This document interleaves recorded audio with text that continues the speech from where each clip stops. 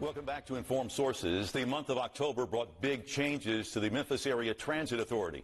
Just weeks after passing a series of service cuts and fare increases, Mayor Young asked the entire MATA board to step down. He quickly replaced them with 9 new members who voted at their first meeting to pause those service cuts and rate hikes.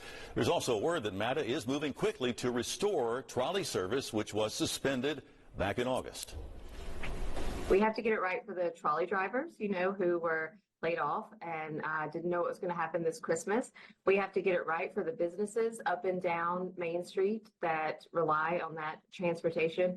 We have to get it right for the bus riders who are trying to get from one area of downtown to another. Now, in addition to the MATA board changes, the City Council also recently voted to require MATA to report its financials to the council quarterly instead of just once a year. So, Mayor, how concerned are you about the future of our public transportation system here in Memphis? Oh, man, we're deeply concerned. I mean, we know that it's vitally important that we have a great transit system in this community.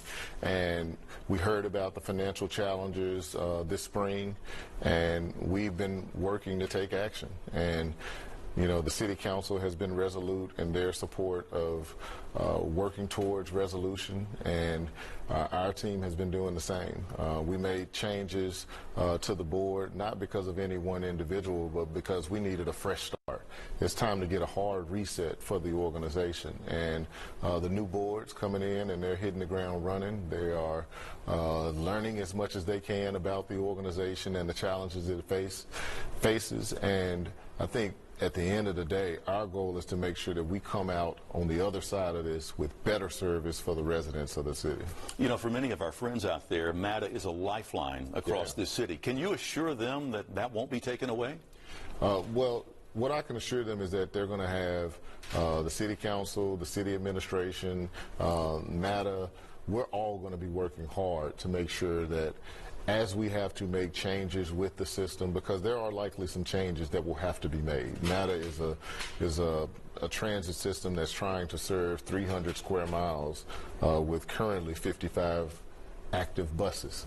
And we know that we have to do some things to make sure that the system is right-sized so that you can get people to and from their destination in reasonable time frames. But our goal is to make sure that as we adjust service, we ensure that those people still have options. And so that's kind of the goal that we have as a city and as an organization for MATA. If this was an oversight problem, should you have known sooner that MATA was on the wrong track? I don't know how much sooner I could have known, but I don't worry about placing blame on how soon we should have known. We know now. We know now what the issue is, and the question for me is how do we move forward? We did a study with TransPro. They gave us some operational suggestions of things that the organization should be focused on. We're taking all of that into consideration. I believe the board is taking that into consideration as we look at the next chapter. What I'm looking for is a plan, a coherent plan for how we're going to meet our budgetary challenges and goals, and how can we meet operational goals that bring a more efficient service to the residents of the city. Let's shift gears for a moment. Let's talk about the Sheraton deal. I know that was another big issue within the city. At your urging, the City Council did decide to go ahead and buy the Sheraton downtown. Why was it necessary for the city to get into the hotel business? Yeah, I think it was necessary for us to preserve an asset that is literally connected to our convention center.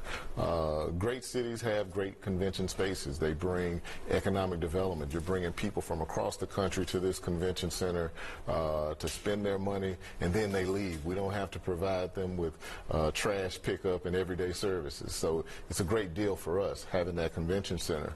In order for the convention center to thrive, you need places for those people that come to stay. And we have a hotel that is literally connected to it that is not, it's subpar. Right now. At least it's operating at a subpar level. And it was getting ready to go up for auction. When it goes up for auction, you have no idea who's going to buy it. They may make it in a downgraded hotel, and we couldn't risk that. And so by purchasing the hotel, we can control the destiny. We have a plan to form a nonprofit that will ultimately hold the the property. They will be able to issue bonds that will allow the property to be redeveloped. We will work with a private entity, so it's not like we're going to be in the business. We're going to hire the experts that are in the business to manage it and do it in an efficient way so that we can get an upgraded hotel connected to our convention. Just very quickly here, are you concerned at all that Baltimore, other big cities have tried this and it didn't work out very well? In fact, taxpayers were on the hook for millions of dollars. Are you concerned about that? Yeah, certainly. I'm always concerned about, but I've also seen cities that have been successful. If you look in Nashville, they did something similar. While they don't own the hotel, they put a strong backstop on the hotel that is connected to their convention center, and they're thriving. And so there are different models all across the country, and we want to learn from them. But we also know that if we don't get this right, that our economy could suffer as a result.